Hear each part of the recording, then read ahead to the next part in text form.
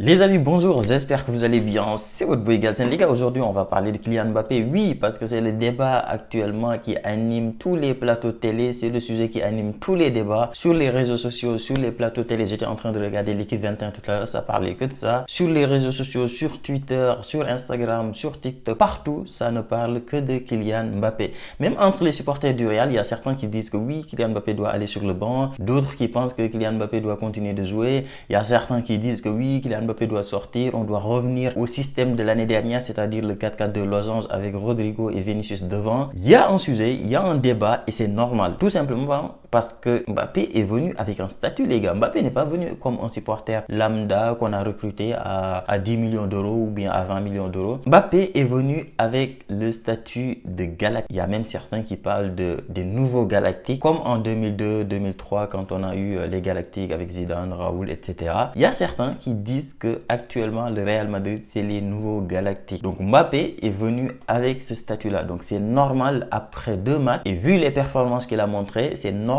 qu'on se pose ces questions-là. C'est normal que certains supporters se posent ces questions-là et se disent bon ok, Kylian Mbappé, bah, finalement ça fait depuis 1 an, même parce que sa dernière saison au PSG c'était pas fou, son euro avec l'équipe de France c'était pas fou, et là 2 matchs où il n'a pas montré grand-chose. Il y a certains qui sont en train de se dire bah il est finito, Mbappé c'est fini, c'est voilà, Mbappé c'est pas la peine. Donc dans ce débat-là, moi j'ai besoin d'avoir votre avis parce que dans cette vidéo je vais donner mon avis, mais dites-moi tout de suite là, avant même que je donne mon avis, dites-moi vous ce que vous pensez dans les commentaires. Arrêtez, faites pause et écrivez votre avis, bien sûr après vous être abonné, donc abonnez-vous, mettez-moi des likes comme ça, là ça fait plaisir, mais dites-moi s'il vous plaît dans les commentaires ce que vous pensez de la situation de Mbappé, parce que oui, franchement, même moi j'ai un avis, on va dire un avis comme ça là qui tourne, etc. Parce que j'ai pas un avis, on va dire arrêté sur le sujet, parce que faut pas se mentir, la situation de Mbappé aujourd'hui, si c'était un joueur comme Rossellou ou bien un joueur lambda, etc. et tout, bah, je pense qu'il y a de fortes chances qu'au troisième match, il se retrouve sur le banc ou bien qu'il sorte très très tôt. Donc oui, le débat se pose parce que le niveau que Mbappé a montré jusqu'à présent, oui, pas le niveau qu'on attend de Kylian Mbappé, mais encore une fois, on n'a joué que 2 matchs depuis le début de la saison. Donc avant de commencer à parler du sujet, moi j'ai envie, parce que j'ai envie qu'on donne quand même notre avis objectif, parce qu'il ne faut pas que ça soit un avis de supporter. Oui, en tant que supporter, forcément, on a un peu ce côté-là de oui, on est supporter du Real, il faut qu'on protège Mbappé, etc. et tout. Faut pas qu'on l'abandonne, parce que si tu abandonnes le joueur, bah forcément derrière ça va être compliqué pour lui de se relever. Mais dans cette vidéo-là, j'aimerais qu'on donne notre avis objectif, c'est-à-dire sans supporter, sans rien, juste donner notre avis. Et dans ce débat-là, il faut qu'on sorte certains avis, c'est-à-dire les Catalans, parce que nos amis barcelonais, on va pas se mentir, ils vont jamais dire du bien sur Kylian Mbappé. C'est normal, c'est des ennemis,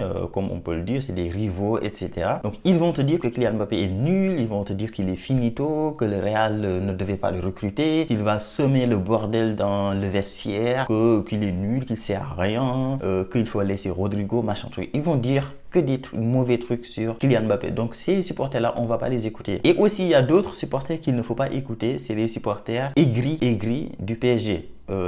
Parce qu'il y a des supporters qui ne sont pas aigris du PSG. Il y a des supporters du PSG qui ont considéré que Mbappé, il a fait ce qu'il pouvait faire au PSG. Maintenant, il est parti, il est allé voir autre chose. C'est normal, il n'y a pas de souci. Comme nous, on l'a fait avec beaucoup de joueurs du Real Madrid. Il y a certains supporters du PSG qui comprennent ça. Mais tu as d'autres supporters du PSG qui sont aigris. Pour Mbappé est parti, c'est un traître, etc. et tout, qu'il faut le critiquer, qu'il faut dire que c'est une merde, qu'il faut dire qu'il est nul, etc. Donc ces supporters-là, faut pas les écouter. Faut pas écouter les Catalans, faut pas écouter les supporters aigris du PSG parce qu'ils ne peuvent pas dire du bien sur Kylian Mbappé. Donc maintenant qu'on a dit ça, entre nous, de façon objective, sans être fan ou autre, qu'est-ce que vous pensez de la situation de Mbappé? Moi, je pense personnellement que oui, comme je l'ai dit tout à l'heure en introduction, le niveau de Mbappé, c'est pas le niveau qu'on attend. En tout cas, le niveau qu'il a montré jusqu'à présent, c'est pas le niveau qu'on attend du joueur. Mais encore une fois, jusqu'à présent, on a joué que 2 matchs. Déjà, il est arrivé en retard. Enfin, en retard, c'est pas vraiment en retard, mais il est arrivé après les autres lors de la préparation de la saison. En plus de ça, Carlo Ancelotti a décidé tout simplement de le laisser à Madrid pour qu'il s'entraîne. Et pendant ce temps-là, tu avais les autres qui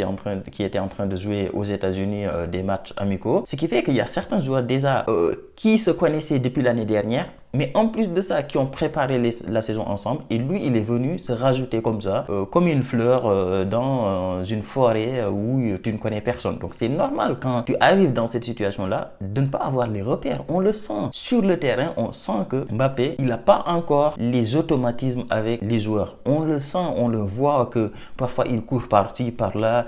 Tu sens qu'il n'a pas envie de rester juste devant ou bien de rester et d'attendre les ballons parce qu'il se dit que voilà, si je reste là, ils vont penser que je cours pas, etc. Donc il essaie de courir un peu partout. Je pense qu'il a ça dans la tête. Il a dans la tête la pression du fait que c'est un grand joueur qui vient d'arriver au club. Il a la pression de oui, il doit marquer, etc. Ce qui fait qu'il court un peu partout. Et en plus de cette pression-là, il y a le fait qu'il n'a pas encore les automatismes avec Vinicius, avec Rodrigo. On l'a vu, moi je l'ai remarqué sur le dernier match. Quand il y a Rodrigo, Vinicius sur le terrain, en plus de Mbappé, ils ont du mal à combiner ensemble. Il y a certains même qui disent que oui, les joueurs brésiliens, ils jouent entre eux, etc. Ils ne veulent pas jouer avec Mbappé. C'est pas parce qu'ils ne veulent pas jouer avec Mbappé, c'est juste parce qu'il n'y a pas encore les automatismes. Mbappé et Rodrigo, ils se connaissent. On le voit quand il y a Vinicius qui a le ballon, on voit les appels de Rodrigo. Parfois, il vient au niveau du point, du point de penalty pour recevoir les ballons en retrait, ensuite tirer. Et pendant ce temps-là, tu as Mbappé qui court devant le gardien pour recevoir le ballon devant le gardien et couper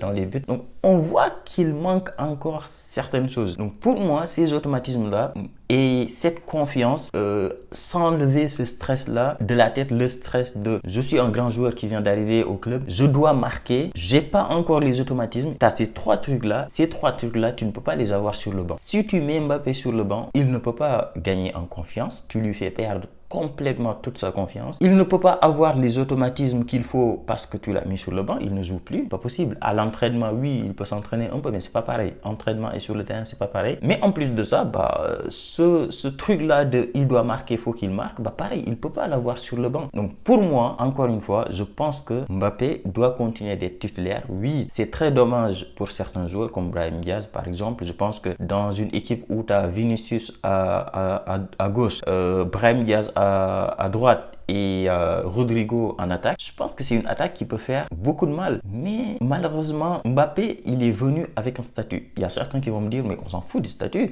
Faut regarder sur le terrain, ce qu'ils font sur le terrain. Et sur le terrain, Brahim Diaz est meilleur que Mbappé pour l'instant. C'est vrai, c'est vrai. Si on regarde que le foot, que terrain, que actuellement, après les 2 premiers matchs, si tu regardes que ça, oui, tu mets Mbappé sur le terrain. Mais si tu prends le contexte général, tu te dis, Mbappé, il est capable de faire quoi? On sait ce que Mbappé est capable de faire. On a vu ce que Brahim Diaz est capable de faire. On a vu ce que Rodrigo est capable de faire. On a vu ce que Vinicius est capable de faire. Si tu mets les 3 dernières années sur ce que les 4 joueurs sont capables de faire, on est d'accord sur le fait que tu mets Vinicius et tu mets Mbappé avant tous les autres. Donc, quand tu es un club comme le Real Madrid et quand tu es un vrai supporter, tu as envie de revoir le Mbappé que tu as vu avant. Et si tu as envie de revoir le Mbappé que tu as vu avant, et si tu as envie qu'il revienne à ce niveau-là et qu'il performe pendant les années à venir, parce que oui, Mbappé, s'il revient à sa forme d'avant, si tu as ce Mbappé-là d'il y a 2 ans, si tu l'as sur les 5 prochaines années, tu exploses tout. Donc oui, si tu as cette vision-là de l'avenir, cette vision-là de la prochaine saison, voire même dans 3 mois, dans 4 mois, lors des 8e de finale de la Ligue des Champions, etc. Oui, tu n'as pas le choix. Tu dois mettre Mbappé dans les meilleures dispositions. Tu dois faire en sorte que ça aille bien. Tu dois continuer de donner des consignes, continuer de travailler les automatismes à l'entraînement, mais aussi sur le terrain en faisant jouer Mbappé, en faisant jouer Vinicius, après Rodrigo et les autres à voir en fonction des performances, etc. et en fonction de la forme des joueurs. Mais Mbappé, je suis désolé, quand on connaît sa performance, quand on connaît son niveau, tu ne peux pas juste te dire il a joué 2 matchs et 2 matchs où il vient d'arriver dans le club. Il ne les connaissait pas l'année dernière. Il n'a pas fait la pré-saison et malgré ça, il a quand même marqué en Supercoupe. Malgré ça, quand même sur le terrain, tu vois qu'il essaye certaines choses. Tu ne peux pas te dire, je le mets sur le banc. Ça ne sera pas justifié. Je suis désolé, mais ça ne sera pas justifié. C'est comme si tu prenais, je ne sais pas moi, Messi ou Cristiano Ronaldo, tu le changes de club, même si les deux là, on ne va pas comparer. Parce que ces deux-là, c'est des génies, c'est des machines de guerre. Mais encore une fois, comprenez ce que je veux dire. C'est que Le mec, déjà l'année dernière, avec tout ce qui s'est passé avec le PSG, il vient dans un club qu'il ne connaît pas, il ne connaît pas les joueurs, il n'a pas les automatismes. Dans une équipe qui a gagné la Ligue des Champions, c'est pas évident de s'intégrer. En plus de ça, tu n'as pas fait la pré-saison, c'est normal de galérer en début de saison. C'est très normal. Mbappé, s'il était venu dès les premiers matchs, il plaque des 3 buts, des triplés, des doublés, c'est là où il fallait s'inquiéter. C'est là où il fallait se dire ce mec, c'est pas un humain. Mais là, pour moi, c'est totalement normal. Et pour moi, c'est pas grave si on a une première partie de saison, les 5 premiers matchs, les 10 premiers matchs, ça fait un peu quand même beaucoup. Mais si les 5 premiers matchs, ça galère un peu, mais quand même qu'on arrive à gagner avec des 2-1, des 1-0, des 3-2, etc., c'est pas grave. Mais en deuxième partie de saison, quand il sera vraiment en forme physique, quand il va avoir ses automatismes, c'est là où on va faire des dégâts, les gars. Donc laissez-le, s'il vous plaît, prendre son temps, laissez-le apprendre, laissez-le s'adapter. Et si vous voulez un joueur qui va tout casser sur les 5 prochaines années, ne vous limitez pas juste à ces 2 premiers matchs-là en vous disant ouais, bon, il est nul, il sert à rien, il doit aller sur le banc. Si tu le mets sur le banc, tu le casses complètement et ça sera fini. Tu perds un joueur avec un potentiel incroyable juste parce qu'il a raté 2 premiers matchs et tu vas mettre des joueurs